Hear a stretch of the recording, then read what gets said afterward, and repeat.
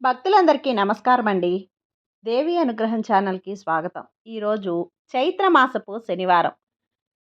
శనివారం అంటే శ్రీ వెంకటేశ్వర స్వామికి ఎంతో ప్రీతికరమైనటువంటి రోజు. ఈ రోజున స్వామివారి భక్తుల యొక్క తొండమాన్ చక్రవర్తి యొక్క కథను తెలుసుకుందాం. ఈ కథను ఎవరైతే భక్తి శ్రద్ధలతో వింటారో వారికి స్వామివారి అనుగ్రహం పరిపూర్ణంగా లభిస్తుంది. శ్రీహరిని 100 సంవత్సరాలు అనన్య భక్తితో సేవించిన రంగదాసు గొప్ప విష్ణు భక్తుడు మరణించాడు. తర్వాత సుధర్ముడు అనే మహారాజు అంటే ఆకాశరాజు తండ్రుకు నాగకన్య వలన తొండమానుడుగా జన్మించాడు. సుధర్ముడు ఒకనాడు వేటకు వెళ్ళి కపిల తీర్థం వద్ద సేద తీరుతూ ఉండగా నాగకన్య అక్కడ విహరిస్తూ ఉంది. ఆమెను చూసి మనసు పడ్డాడు మహారాజు. తాను ఈ దేశ మహారాజునని, నీవిష్టపడితే గాంధర్వ వివాహం చేసుకుంటానని చెప్పాడు. పాతాళ లోకంలోని నాగరాజు తన తండ్రి అని చెప్పి వివాహానికి సమ్మతించింది. వారు వివాహం చేసుకున్నారు. ఆ పొదలలో ఆనందంగా కొంతసేపు కాలం గడిపారు. ఆమె గర్భం దాల్చింది. నేను నా తండ్రి వద్దకు వెళ్తాను. బాబు పుట్టిన తర్వాత వాడికి అన్ని విద్యా బుద్ధులు నేర్పించిన తర్వాత నీ దగ్గరకు పంపుతాను అని సెలవు తీసుకొని తండ్రి వద్దకు వెళ్ళిపోయింది ఆమె. ఆ బిడ్డకు అన్ని విద్యలు నేర్పి యుక్త వయస్కురాలైన ఆ తర్వాత తండ్రి దగ్గరకు పంపింది. తండ్రిని కలిసేందుకు ముందు తాను నివసించిన కపిల తీర్థం పొదరిల్లు వెళ్ళి ఆ తొండ తీగలను శరీరానికి చుట్టుకొని వెళ్ళమంది. తొండ తీగలతో చుట్టుకొని ఉన్న ఆ యువకుణ్ణి చూడగానే చక్రవర్తి కొడుకును గుర్తించి కౌగిలించుకొని ఆనందంతో అంతఃపురానికి తీసుకుని వెళ్ళాడు. తొండ తీగలతో కనిపించినందుకు అతనికి తొండమానుడు అని పేరు పెట్టారు. అది తొండమానుడుగా రూపాంతరం చెందింది. తొండమానుడు పాండ్యరాజు పుత్రిక పద్మను వివాహం చేసుకున్నాడు. సంతానం లేని ఆకాశరాజు యజ్ఞం చేసినందుకు నేలను చదును చేస్తున్నప్పుడు పద్మావతి లభించింది. తర్వాత ఆయనకు వసుదానుడు అనే కుమారుడు జన్మించాడు. ఒకరోజు తొండమానుడు తండ్రి అనుమతితో వేటకు వెళ్ళాడు. అడవిలో ఒక మదపటేనుగును చూసి దానిని వెంబడించాడు. ఆ ప్రయత్నంలో సువర్ణముఖి నది దాటి చాలా దూరం వెళ్ళాడు. అది కనిపించలేదు. తిరిగి వచ్చేటప్పుడు అక్కడ రేణుకామాతను దర్శించుకున్నాడు. అలా వస్తున్న నేపథ్యంలో 5 రంగులతో చిలక కనిపించేసరికి దాని వెంట పడ్డాడు. అది వెంకటాద్రి వరకు కూడా వచ్చి అక్కడి నుంచి మాయమైపోయింది. అక్కడ ఉన్న తొండమాలిని చిలక గురించి అడిగాడు. అది శేషాచలం ప్రాంతంలో ఉంటుంది అని, దానిని ఎవరూ పట్టుకోలేరని చెప్పి వరాహస్వామి దర్శనం చేసుకునేందుకు వెళ్తున్నా అని వెళ్ళాడు. అతని వెంట స్వామిని దర్శించాలని తొండమానుడు కూడా వెళ్ళాడు. తొండమానుడు రేణుకాదేవిని పూజించగా, నీకు త్వరలో రాజ్యం ఏర్పడుతుంది, నీకు ఆ విష్ణుదేవుని అనుగ్రహం లభిస్తుంది అని వరమిచ్చింది. ఆకాశరాజు చనిపోయిన తర్వాత రాజ్యం కోసం అతని కుమారుడు వసుదానుడు, తమ్ముడు తొండమానుడు యుద్ధం చేసుకుంటే శ్రీనివాసుడు తన వసుదానుడి వైపు నిలబడ్డాడు. స్వామిని సాయం అడిగినా కూడా తొండమానుడికి చక్రం, ఆయుధాలు ఇచ్చాడు. తొండమానుడు ఆ చక్రం శ్రీహరిపై పంపేసరికి శ్రీనివాసుడు మూర్ఛపోతాడు. కానీ పద్మావతి మాత్రం తనకు ఇద్దరూ ముఖ్యమే, రాజ్యం ఇద్దరికీ పంచమని స్వామిని కోరారు. స్వామి అలాగే చేశాడు. నారాయణవనం వసుదానుడికి, కాళహస్తి వేర్పేడు దగ్గరలో రాజ్యాన్ని తొండమానుడుకు ఇచ్చాడు. దాని రాజధాని నగరానికి తొండమానునాడు అని తొండమానుడు పేరు కలిసేలా పెట్టాడు. కొంతకాలం తర్వాత స్వామి తొండమానుడుకు ఆనంద నిలయం నిర్మాణం చేయమని కోరాడు. తొండమానుడుకు ఆలయం తానే నిర్మాణం చేశాడు కదా. స్వామి శిలగా మారిన తర్వాత పూజలు తానే చేసేవాడు. స్వామి తనలో మాట్లాడుతూ ఉండేవాడు. అందుకే తొండమానుడుకు గర్వం ఎక్కువ ఉంది. ఆ ఆనంద నిలయంలో నేను మాత్రమే స్వామిని బంగారు పూలు, తులసీ దళాలతో పూజిస్తున్నాను అనే గర్వం కలిగింది తొండమానుడుకు. స్వామి శిలగా మారిన తర్వాత తొండమానుడు ఆలయంలో బంగారు పుష్పాలతో పూజ చేసేవాడు. కొంతకాలం గడిచింది. తొండమానుడుకు వయసు మీద పడి రోజు తిరుమలకు రావటం ఇబ్బంది పడుతూ ఉండేవాడు.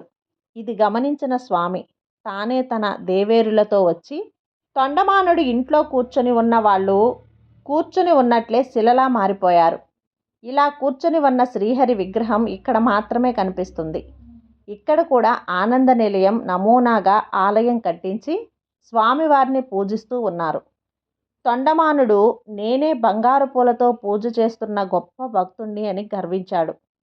ఒకరోజు స్వామి పాదాలపై మట్టి పూలు కనిపించేసరికి ఆ రాత్రి స్వామి తొండమానుడుకు కలలో కనిపించి, కుర్వ గ్రామంలో నివసించే భీముడు అనే నా భక్తుడికి భక్తికి మెచ్చి మట్టి పూలు పూజ స్వీకరించాను అని చెప్పాడు.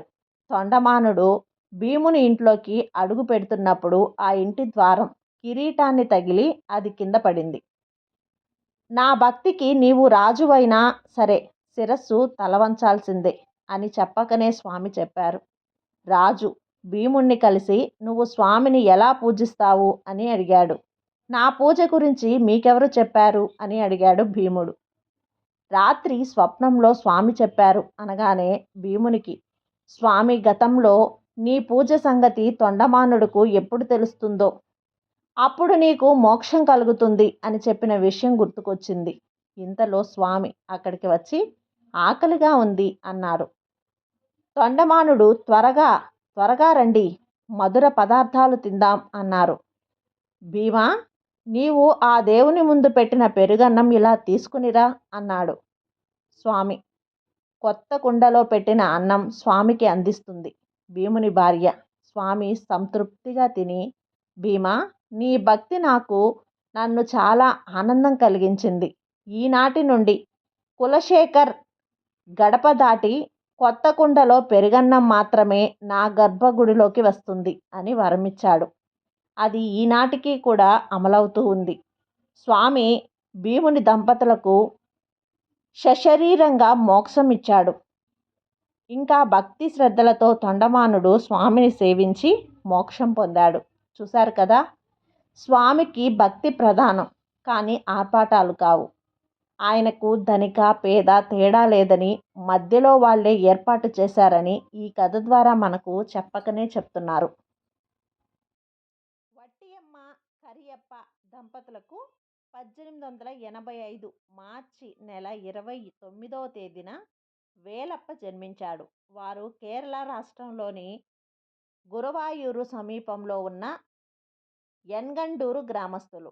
కేరళకు చెందిన గొప్ప సంఘ సంస్కర్త అయిన నారాయణ గురుదేవులు బాల్యంలోనే వేలప్పను ప్రభావితం చేశారు. ఒకే జాతి ఒకే దేశం అనే ఉదార భావం గల వ్యక్తి అయిన వారి వద్ద వేలప్ప విద్యాభ్యాసం చేశాడు. వేలప్ప చిన్నతనంలోనే సన్యాసం స్వీకరించాడు. మాటలకు వేలప్ప దేశయాత్రలకు వెళ్ళాడు. యాత్రకు వెళ్ళినప్పుడు ఇంత దూరం ఎందుకు వచ్చావు, అక్కడ దేవుడు లేడా అని కొందరు ఎగతాళి చేసేవారు.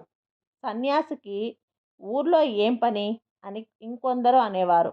అడవిలో ఊరికే కూర్చోకపోతే 4 మంచి మాటలను చెప్పొచ్చు కదా అనేవారు కొందరు.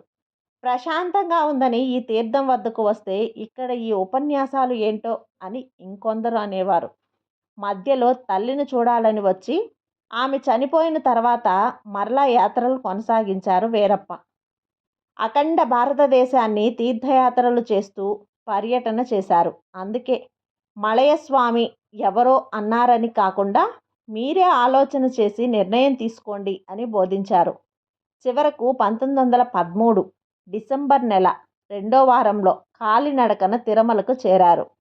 తిరుమల గోగర్భం వద్ద గల గుహలో 9 సంవత్సరాల తర్వాత పాండవ తీర్థం, సనకనందన తీర్థం, తుంబురు తీర్థంలో మొత్తం 12.5 సంవత్సరాలు తపస్సు చేశారు. తపస్సు మొదట్లో భిక్షాటన ద్వారా ఆహారం తీసుకొని ఒక్కసారి మాత్రమే తిని తపస్సు చేశారట. గోగర్భంలో పిండ ప్రదానం చేసేవారు. మలయాళ స్వామి కొంతకాలం పిండంగా పెట్టిన పిండి మాత్రమే తిని తపస్సు చేశారట. స్వామికి నైవేద్యంగా పెట్టిన ఖాళీ పాత్రలలో ఉన్నటువంటి మెతుకులు తిని తపస్సు చేశారట. ఆయన ఆహారం కన్నా ధ్యానానికి ప్రాముఖ్యత ఇచ్చారు. తిరుమలలో తపస్సు చేస్తున్న వేలప్ప పేరు స్థానికులకు తెలియదు. ఇతను మలయాళం మాట్లాడుతూ ఉన్నారు కావున ఇతనిని మలయాళ స్వామి అని పిలిచేవారు. ఇలా వేలప్ప మలయాళ స్వామిగా ప్రసిద్ధికెక్కాడు. ఒకసారి వర్షాలు ఎక్కువగా కురిశాయి. గోగర్భం ఉధృతంగా ప్రవహిస్తోంది. వేలప్ప ఆ తీర్థానికి ఆకలి వైపు ఉన్నాడు. ప్రవాహం దాటి రాలేకపోయాడు. వర్షం 3 రోజులుగా కురుస్తోంది. దాంతో స్వామి సుబ్బారాయశెట్టి అనే భక్తుడికి కలలో కనిపించి, గోగర్భంలో తపస్సు చేసుకునే నా భక్తునికి ఆహారం అందించండి అని చెప్పారు. ఆయన ఉదయం మలయాళ స్వామికి ఆహారం తెచ్చి కలువ దాటే మార్గం లేక ఒక పొడవైన వెదురుగడకు ఆహారం మూటగా కట్టి అందించారు. ఇది తెలిసిన నాటి మహత్తు ప్రయాగదాసు సోదరుడు రామలక్తాన్ మలయాళ స్వామి వారికి మఠంలో భోజనాలు పెట్టే ఏర్పాటు చేయించారు. ఒకరోజు ధ్యానంలో ఉండి ఆలస్యంగా భోజనం కోసం వెళ్ళాడు వేలప్ప. ఆ రోజు వంట మనిషి విసుగు పడేసరికి ఆ మఠం భోజనం మానేశారు. ఇది తెలిసిన భక్తులు వారే ఆయనకు ఆహారం తీసుకుని వెళ్ళి ఆయన ధ్యానంలో ఉంటే ఆ గుహ ముందు ఉన్న చెట్టుకు కట్టి వచ్చేవారు. గోగర్భంలో ఉన్నప్పుడు వెంకటేశ్వరుణ్ణి అర్చన కోసం తులసి వనం ఏర్పాటు చేశారు వేలప్ప. ఆ తులసిని స్వామికి అందించడానికి ఒక సాధువును ఏర్పాటు చేశారు. తులసి వనానికి పడమటి దిశగా ఒక అశ్వత్థ వృక్షాన్ని స్థాపించి దాని మూలలో స్వామివారి పాదాలను ప్రతిష్ఠించారు. అక్కడ ప్రతి శుక్రవారం వెంకటేశ్వరునికి అభిషేకం, అష్టోత్తర శతనామ పూజ చేసేవారు. అక్కడ భక్తులు కూర్చోవటానికి అడుగు ఏర్పాటు చేశారు. అక్కడి నుండి మలయాళ స్వామి భక్తులకు ఆధ్యాత్మిక ప్రబోధ చేసేవారు. వెంకటేశ్వర స్వామి వీధుల్లోకి వేంచేసేటప్పుడు కర్పూర హారతి ఇవ్వటానికి నిధి ఏర్పాటు చేశారు. మలయాళ స్వామి తపస్సు ప్రారంభించి 9 సంవత్సరాలైంది. అయినా స్వామి అనుగ్రహం కలగకపోవటంతో ఆ కొండ మీద నుండి గోగర్భంలోకి దూకేందుకు సిద్ధమయ్యాడు. అప్పుడు వెంకటేశ్వర స్వామి, ఇంకా 3 సంవత్సరాలు చెయ్యి, ఫలితం ఉంటుంది అని దివ్యవాణి వినిపించాడు. వెంగమాంబ తపస్సు చేసిన చోటుకు వెళ్ళి తపస్సు చేశారు. గోగర్భం నుండి పాండవ తీర్థం వెళ్ళి తపస్సు చేయటం మొదలుపెట్టాడు. తుంగురు తీర్థం, సనకనందన తీర్థం మొదలుగా ఉన్నటువంటి మరికొన్ని తిరుమల తీర్థాలలో ఆయన తపస్సు చేశారు. పాండవ తీర్థంలో ఈయన తపస్సు చేస్తున్నప్పుడు పులి దగ్గరకు వస్తోంది. అప్పుడు ఆయన, స్వామి, నా వల్ల ప్రయోజనం ఉంటే వదిలేయి, లేదా నన్ను దానికి ఆహారంగా తృప్తిగా తినని అని కళ్ళు మూసుకున్నాడు. పులి వెళ్ళిన చప్పుడుకు కళ్ళు తెరిచాడు. ఇలాంటి ఘటనలు తిరుమలలో పాండవ తీర్థంలో చాలా జరిగాయి. స్వామి సనకనందన తీర్థంలో తపస్సు చేస్తున్నప్పుడు ఒక భక్తుడు, మీరెందుకు తపస్సు చేస్తున్నారు అని అడిగాడు. మహాశయ, నేను భగవత్ సాక్షాత్కారం కొరకు తపస్సు చేయటం లేదు.